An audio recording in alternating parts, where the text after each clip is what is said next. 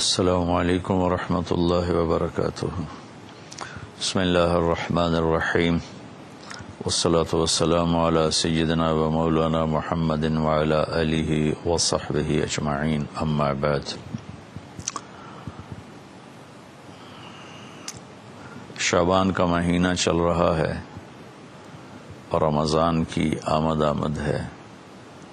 اللہ کے محبوب صلی اللہ تعالی علیہ وسلم رجب جو پچھلا مہینہ گزرا ہے اسی سے ہی رمضان کے لیے ذہن سازی شروع فرما دیتے تھے اور یہ دعا مانگتے تھے، اللہم بارک لنا فی رجب و شعبان وبلغنا رمضان، اور ایک روایت میں بارک لنا فی رمضان بھی ہے کہ اللہ ہمارے رجب اور شعبان میں برکت عطا فرما اور ہمیں رمضان کا مہینہ نصیب فرما اور ہمارے لیے اس کو بابرکت فرما۔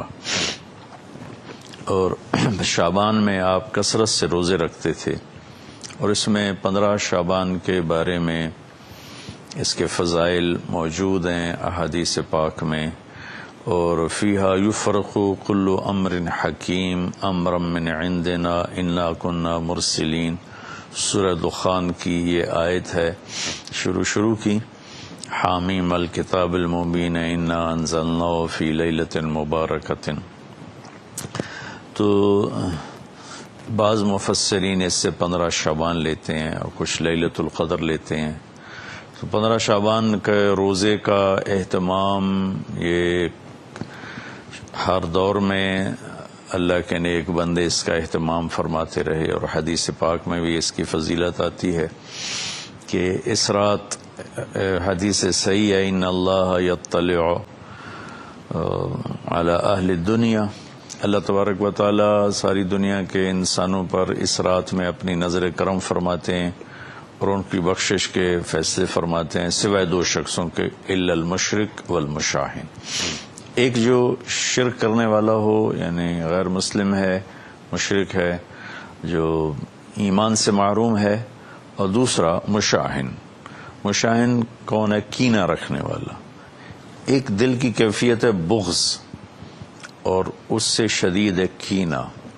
بغض ہوتا ہے کہ مجھے کسی سے نفرت ہو گئی، اس کیفیت کا نام بغض ہے، اور کینہ اس سے شدید ہے کہ نفرت بھی ہے اور اس سے نقصان پہنچانے کا پکا ارادہ بھی ہے۔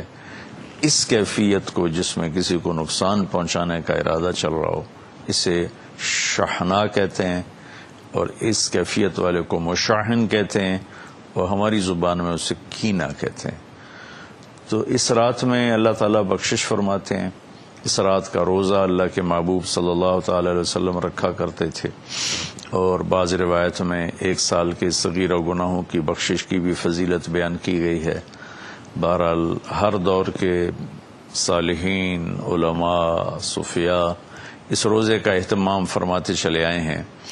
اس رات کا اگر کچھ قیام ہو جائے اور روزہ رکھا جائے تو ہمارے اعمال میں ایک اچھے عمل کا اضافہ ہے اور ہماری نیکیوں میں اضافہ ہے، اور اس کے لیے اپنے آپ کو اگر کسی سے نفرت ہے تو پاک کیا جائے، بغض ہے تو اسے دور کیا جائے، کسی کے ساتھ ایسی دشمنی پیدا ہو گئی ہے کہ شیطان ہمیں وہاں تک پہنچا چکا ہے کہ ہم اس کو نقصان پہنچانا چاہتے ہیں، اس سے بھی اپنے آپ کو بچا لیا جائے کہ ایک دن فیصلہ اللہ تعالیٰ نے کرنا ہے۔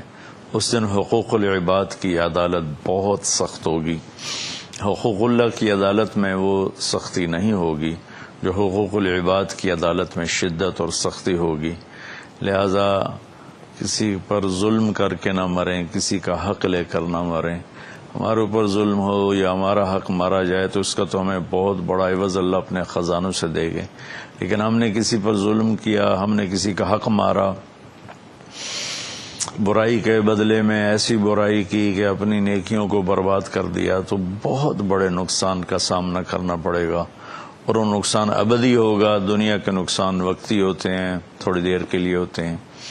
تو اس رات کے لیے کچھ جاگنے کا بھی اہتمام ہو جائے، روزہ بھی رکھ لیا جائے، اگر رمضان آ رہا ہے اس کے لیے دعا مانگی جائے، اللہ تعالی ہمارے رمضان میں برکت عطا فرمائے اور ہمیں اس کی اس کے استقبال کی اللہ تعالی ہمیں توفیق نصیب فرمائے۔ اپنے دل کو صاف رکھنا میرے نبی کی بہت بڑی سنت ہے۔ آپ نے حضرت انس سے فرمایا، بیٹا اپنے دل کو سب سے صاف رکھا کر، ان قدرت ان تصبح وتمسی ولیس فی قلبک غش لأحد، پوری دنیا میں بسنے والے انسانوں سے اپنے دل کو صاف رکھ۔ پھر آپ نے فرمایا یا بنی وذالک من سنت، آپ نے فرمایا میرے بیٹے یہ میری بہت بڑی سنتوں میں سے ایک سنت ہے۔ ومن احب سنتی فقد احبنی ومن احبنی کان معی فی الجنہ، جو میری اس سنت سے پیار کرے گا مجھ سے پیار کرے گا، اور جو مجھ سے پیار کرے گا وہ جنت میں میرا ساتھی ہوگا۔ تو ہم اپنے دل کو سب سے صاف کریں، ساری دنیا کے انسانوں سے اپنے دل کو صاف رکھیں، تو اللہ تعالی ہمارے ساتھ بہت آسانی اور نرمی کا معاملہ فرمائیں گے، اور بہت ہی سہولت کا معاملہ ہو جائے گا۔ اللہ کو پسند ہے اس دل کو صاف رکھنا، لوگوں کے حسد سے، بغض سے، نفرت سے، کینہ سے، عداوت سے، حقارت سے۔ میرے نبی نے فرمایا کسی انسان کے برا ہونے کے لیے بس اتنا ہی کافی ہے کہ دوسروں کو حقیر جانے، بِحَسْبِ امْرِئٍ مِّنَ الشَّرِّ أَن يَحْقِرَ أَخَاهُ الْمُسْلِمَ، کسی انسان کے برا ہونے کے لیے ضروری نہیں کہ وہ بہت بڑے بڑے گناہ کر رہا ہے تو وہ برا ہے، وہ بھی برے ہیں، لیکن آپ نے فرمایا کہ کسی کے برا ہونے کے لیے اتنا ہی کافی ہے کہ اوروں کو حقیر سمجھے، اپنے آپ کو اچھا سمجھے۔